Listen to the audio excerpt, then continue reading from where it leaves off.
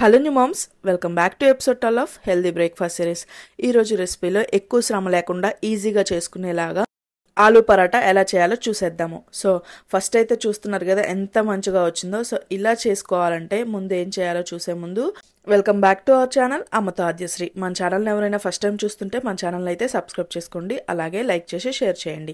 First అయితే ఇంకా ఆలూ పరాటా చేసే ముందు ఫస్ట్ మనం చపాతీ పిండి అయితే కలిపేసుకోవాలన్నమాట. దాంట్లోకి మీకు సరిపడా చపాతీ పిండి తీసుకొని గోధుమ పిండి, అలాగే దాంట్లో కొంచెం సాల్ట్, కొంచెం ఆయిల్ వేసుకొని కొద్దిగా వాటర్ వేసుకుంటూ మనం రెగ్యులర్ చపాతీ పిండి ఎలా కలుపుకుంటామో అలాగే కలుపుకోవాలన్నమాట.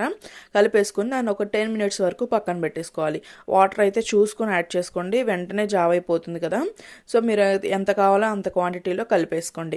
సో కొంచెం సేపు ఇలా మంచిగా మసాజ్ చేస్తే మనకి మెత్తగా వస్తుంది అనమాట చపాతీలు అనేవి. తర్వాత నేను ఇంకా మసాలా అయితే ప్రిపేర్ చేసేస్తున్నాను. సో ఆలూ పరాటాకి నెక్స్ట్ అయితే ఫస్ట్ ఆ బంగాళదుంపలు అయితే ఉడకపెట్టుకొని తీసుకున్నాను. దాంట్లోకి కొద్దిగా పసుపు, ఉప్పు, కారం, అలాగే కొద్దిగా ధనియాల పొడి, కొంచెం ఏంటంటే కొత్తిమీర తీసుకున్నాను అనమాట. ఇంకంతే, మనం ఏం యాడ్ చేయట్లేదు. నార్మల్గా పెద్దవాళ్ళు అయితే పచ్చిమిర్చి కూడా వేసుకోవచ్చు, బట్ నేను ఇంకా చిన్నపిల్లలకి చేస్తున్నాను కదా అని చెప్పేసి నేను పచ్చిమిర్చి యాడ్ చేయలేదు. సో ఇంక ఇప్పుడు ఒక 10 minutes అయిన తర్వాత దాన్ని చపాతీ పిండి మంచిగా అయిపోతుంది కదా, సాఫ్ట్గా అయిపోతుంది. దాన్ని ఒక బాల్ సైజ్ అంతా తీసుకొని మంచిగా మనం చపాతీ ఎలా రోల్ చేసుకుంటామో అలా రోల్ చేసుకోవాలి. మరీ పలుచగా కాదు, మళ్ళీ మందంగా కాదు. సో చూస్తున్నారు కదా, ఈ విధంగా రోల్ చేసేసుకొని ముందుగా మనం పొటాటో ముద్ద అయితే రెడీ చేసి పెట్టుకున్నాం కదా, అది ఒక బాల్ సైజ్ అంతా తీసుకొని మంచిగా స్ప్రెడ్ చేసుకోవాలి. నేనైతే ఫస్ట్ పరాటా బైట్స్ చూపిస్తున్నాను. ఇది మీకు హడావిడి లేకుండా పిల్లలకి కింద అతుక్కోకుండా, చాలా మందికి ఆలూ పరాటా చేయడానికి ఇబ్బంది అనమాట, అంటే పైకి వచ్చేస్తుంది రుద్దేటప్పుడు అని చెప్పేసి. సో ఇదైతే ఈజీగా చేసుకోవచ్చు. చూసారు కదా, ఈ విధంగా పల్చగా ఒక లేయర్ లాగా స్ప్రెడ్ చేసేసుకొని ఆ ఆలూని నెక్స్ట్ అయితే ఇట్లా కట్ చేసుకోవాలి. చిన్న చిన్న రౌండ్ షేప్లో కట్ చేసుకుంటే మనకి చాలా ఈజీగా అయిపోతుంది అనమాట. మార్నింగ్ చాలా హడావిడిగా ఉంటుంది కదా, పిల్లలకి బాక్స్ పెట్టడం కానీ స్నాక్ బాక్స్ పెట్టడం కానీ ఏదైనా సరే. సో ఇలా ట్రై చేయండి, మీకు చాలా ఈజీగా అయిపోతుంది చేసుకోవడం అయితే. అలాగే మీకు ఎప్పుడన్నా ఏదైనా చేయాలి అని లేనప్పుడు కానీ ఇలాంటివి చిన్న చిన్నవి ఏంటంటే చాలా తొందరగా అయిపోతాయి. దోసపిండి, ఇడ్లీ పిండి లేనప్పుడు మనకి మంచిగా తొందరగా చేసేసుకోవచ్చు. సో చూసారు కదా, కొంచెం ప్రెస్ చేశాను అనమాట. మనకి అది మరీ మందంగా ఉంటుంది కదా, ఇలా ప్రెస్ చేసుకుంటే ఈజీగా రెండు వైపులా కాల్చుకోవచ్చు.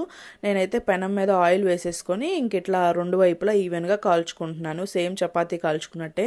ఈలోపు మీకు ఇలా కూడా చేసి చూపిస్తాను చూడండి, స్టఫ్డ్ పరాటా అంటాం కదా. సో అలా చేసుకున్నప్పుడు ఒక పెద్ద సైజు తీసుకొని కొంచెంగా రోల్ చేసేసుకొని చపాతీ పిండిని పొటాటో ముద్ద దాని మీద పెట్టుకొని బయటికి రాకుండా ఈవెన్గా ముడుచుకుంటూ రావాలన్నమాట, దాన్ని మూసుకుంటూ రావాలి.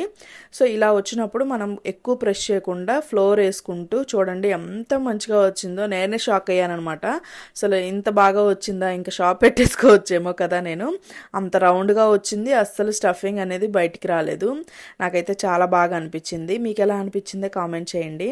సో మనకి పరాటా బైట్స్ అయితే రెండు వైపులా కాలిపోయినాయి, అది తీసేసాను. ఇప్పుడు జాగ్రత్తగా దీన్ని కూడా వేసేసుకొని రెండు వైపులా ఆయిల్ వేసేసుకొని కాల్చుకోండి. లోపల ఆలు అనేది ఎంత మంచిగా స్టఫింగ్ అయిపోయింది అనమాట. పైన లేయర్, కింద లేయర్, మధ్యలో ఆ ఆలు వచ్చేసి నేను తర్వాత చూపిస్తాను చూడండి. మంచిగా లేయర్ అయితే ఫామ్ అయిపోయింది అనమాట, ఎంత మంచిగా వచ్చిందో చూడండి.